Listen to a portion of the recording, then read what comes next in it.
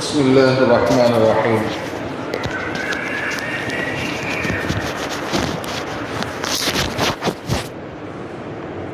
திருக்குர்ஆனின் 49வது அத்தியாயமான சூரத்துல் ஹுஜராத்தில் சமூக ஒழுக்கங்களை பற்றி அல்லாஹ் மனிதர்களுக்கு கற்றுத்தருகிறார்.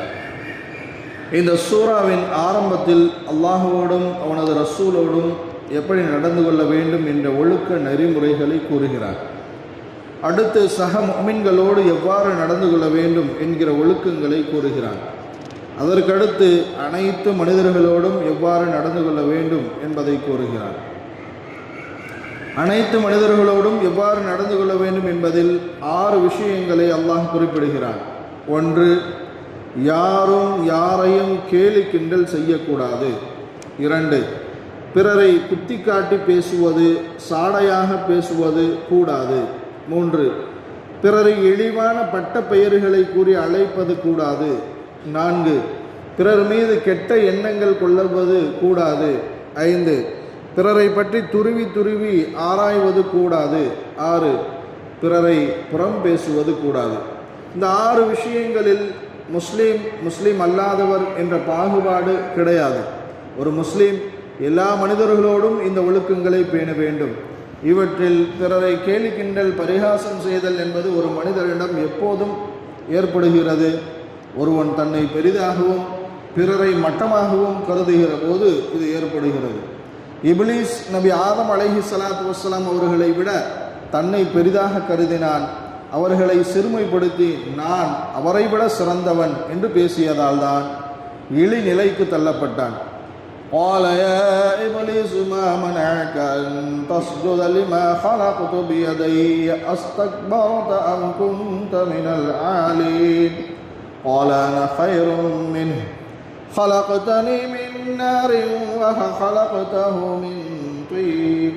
இப்லீஸே, நான் என்னுடைய கைகளால் படைத்தவருக்கு சுஜூது செய்வதை விட்டும் உன்னை தடுத்தது எது?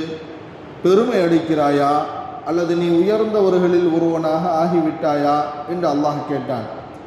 நானே அவரை விட மேலானவன், ஏனெனில் என்னை நீ நெருப்பிலிருந்து படைத்தாய், ஆனால் அவரையோ நீ களிமண்ணிலிருந்து படைத்தாய் என்று இப்லீஸ் கூறினான் என அல்லாஹ் குர்ஆனில் நமக்கு சொல்லி காண்பிக்கின்றான். நபி மூசா அலைஹிஸ்ஸலாத்து வஸ்ஸலாம் அவர்களின் எதிரியான ஃபிர்அவுனும் இது போன்ற பேச்சையே பேசினான். அம் அன கைரும் மின் ஹாதல்லதி ஹுவ மஹீனும் வலா யகாது யுபீன் ஃபலௌலா உல்கிய அலைஹி அஸ்விரத்தும் மின் ذهபின் அவ் ஜாஅ மஅஹுல் மலாயிகத்து முக்தரினீன். அல்லது இழிவானவரும் தெளிவாக பேச இயலாதவருமாகிய இவரை விட நான் மேலானவன் இல்லையா? என்னை விட இவர் மேலாயிருப்பின் ஏன் இவருக்கு பொன்னலாகிய கங்கணங்கள் அணிவிக்கப்படவில்லை, பொன்னாலான கங்கணங்கள் அணிவிக்கப்படவில்லை? அல்லது அவருடன் மலக்குகள் கூட்டமாக வர வேண்டாமா என்று ஃபிரௌன் கூறினான் என அல்லாஹ் குர்ஆனில் நமக்கு சொல்லி காண்பிக்கின்றான். இவ்வுலகில் ஒருவரின் தோற்றத்தையோ பொருளாதாரத்தையோ பதவியையோ அங்க அவயங்களையோ தகுதியாக வைத்து அவரை குறைவாக மதிப்பிட்டு பேசுதல் என்பது கூடாது. அப்படி பேசுவதற்கு பெயர்தான் பரிகாசம் என்பதாகும். ஒவ்வொருவருடைய தோற்றங்களை அங்க அவயங்களை தீர்மானித்தவன் இறைவன். சிலருக்கு அவற்றை நிறைவாகவும் சிலருக்கு குறைவாகவும் கொடுக்கிறான். அது அவனது நாட்டம். இதில் குறை பேசுவதற்கு நமக்கு என்ன தகுதி இருக்கிறது? هو الذي يصوركم في الأرحام كيف يشاء لا إله إلا هو العزيز الحكيم. அவன்தான் கர்ப்ப கோளறைகளில் தான் நாடியபடி உங்களை உருவாக்குகின்றான். அவனை தவிர வணக்கத்திற்கு நாயன் வேறு யாரும் இல்லை. அவன் யாவரையும் மிகைத்தோனாகவும் விவேகம் மிக்கோனாகவும் இருக்கிறான் என்று அல்லாஹ் குர்ஆனில் நமக்கு சொல்லி காண்பிக்கின்றான். அவ்வாறே தான் நாடியோருக்கு பொருளாதார ஏற்ற இறக்கங்களை அல்லாஹ்வே தீர்மானிக்கிறான். அல்லாஹு யப்சுத்து ரிஸ்க லிமன் யஷாஉ வ யக்திர் வஃபரிஹு பில் ஹயாத்தித் துன்யா வல் ஹயாத்துத் துன்யா ஃபில் ஆখিরাতি இல்லா மதா. அல்லாஹ் தான் நாடியவருக்கு ரிஸ்கை விசாலமாக்குகிறான், தான் நாடியவருக்கு அளவிட்டு கொடுக்கிறான். எனினும் அவர்கள் இவ்வுலக வாழ்க்கையில் மகிழ்ச்சி அடைகிறார்கள். இவ்வுலக வாழ்க்கையோ மறுமைக்கு ஒப்பிட்டால் மிகவும் அற்பமே என்று வேறில்லை. இவ்வுலகில் தனது அருட்கடையில் யார் யாருக்கு என்னென்ன பங்குகள் கொடுக்க வேண்டும் என்பதை தீர்மானிப்பவன் அல்லாஹ் ஒருவனே. எனவே இது விஷயத்தில் ஒருவன் சக மனிதனை குறை கூறினால் அவன் அல்லாஹுடைய பங்கு வைத்தலை குறை கூறுகிறான் என்றுதான் அர்த்தம். இவ்வுலகில் நபி சுலைமான் அலைஹிஸ்ஸலாத்து வஸ்ஸலாம் அவர்கள் பல்வேறு அருட்கொடைகள் கொடுக்கப்பட்டார்கள். ஆனால் ஒரு சிறு எறும்பை சந்தித்த போது கூட அதனுடைய பேச்சை பெரிதாக மதித்து புன்முறுவலுடன் கேட்டார்கள். அப்போது அதன் சொல்லை கேட்டு அவர் புன்னகை கொண்டு சிரித்தார் என அல்லாஹ் குர்ஆனில் சொல்லி காண்பிக்கின்றான். ஒருவர் பாவமே செய்திருந்தாலும் அதை பற்றி கேலி பேசுவதற்கு நமக்கு என்ன இருக்கிறது? அவர் பாவ மன்னிப்பு கேட்டு அப்பாவத்தில் இருந்து மீண்டு இருக்கலாம் அல்லவா? அவரது நிலையை அல்லாஹ்வே அறிவான். நபிகள் நாயகம் ரசூலுல்லாஹி ஸல்லல்லாஹு அலைஹி வஸல்லம் அவர்கள் கூறினார்கள், மன் அய்யர அஹாஹு பிதம்பில் லம் யமுத் ஹத்தா யஅமலு. ஒரு பாவத்தை செய்து பின்னர் அதிலிருந்து பாவ மன்னிப்பு கேட்டு மீண்டு விட்டவனை பற்றி ஒருவன் குறை பேசி கொண்டிருந்தால் அவன் செய்த அதே பாவத்தை இவன் செய்து பாவியாகாத வரை இவனுக்கு மரணம் ஏற்படாது. நபி அவர்களின் காலத்தில் ஒருவர் திருடு விட்டார். அங்கிருந்தவர்கள் அவரை அல்லாஹ் உன்னை கேவலப்படுத்தட்டும் என்று கூறினார்கள்.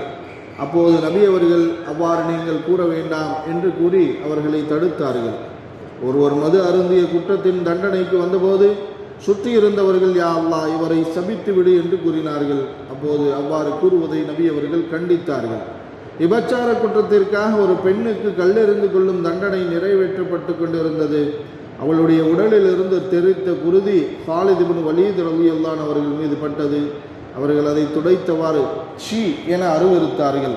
அப்போது நபி அவர்கள் இந்த பெண்மணியினுடைய தௌபா பாவ மன்னிப்பு மகத்தானது, அதை ஊரில் உள்ள அனைவருக்கும் பங்கிட்டு கொடுத்தால் அதன் காரணமாக அனைவரின் பாவங்களும் மன்னிக்கப்படும், அது அத்தகைய மகத்தான பாவ மன்னிப்பு என்று கூறினார்கள்.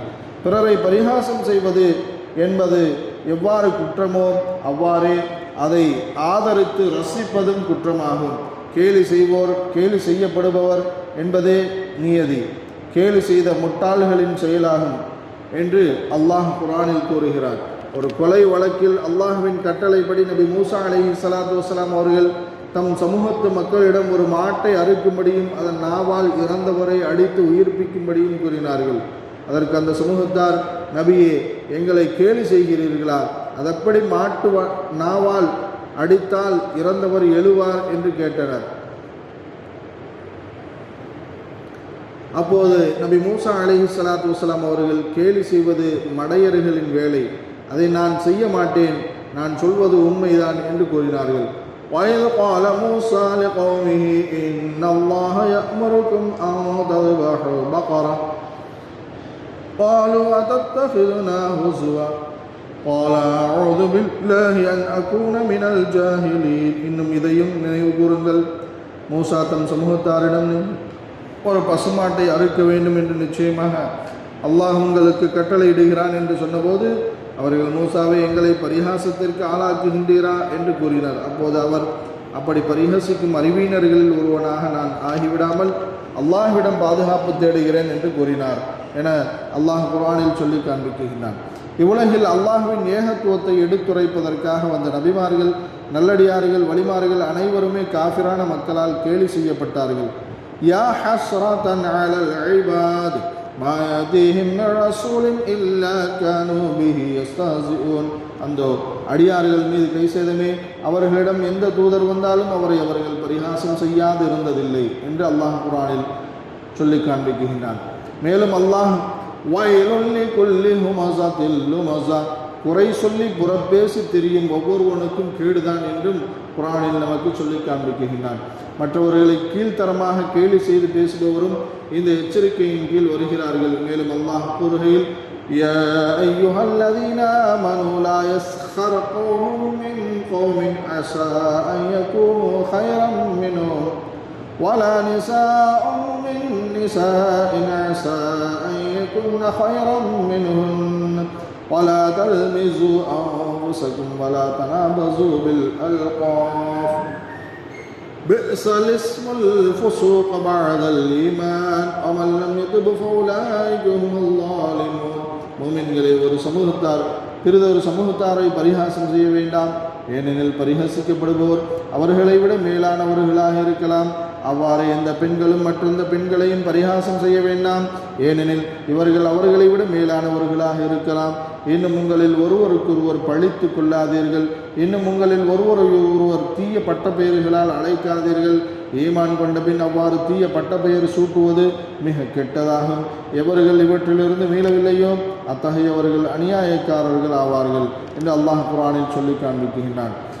இந்த வசனத்தில் கேலி செய்யக்கூடியவரை விட செய்யப்படுபவர் சிறந்தவராக இருக்கலாம், அல்லது நீங்கள் கேலி செய்துவிட்டதால் அவர் உங்களை விட சிறந்தவராக ஆகலாம் என்று கூறுகிறார். எனவே யாருடைய தகுதியும் எப்படிப்பட்டது என்பது உங்களுக்கு தெரியாது. கேலி செய்தல் என்கிற மடத்தனமான காரியத்தை செய்து விடாதீர்கள் என்கிறார்.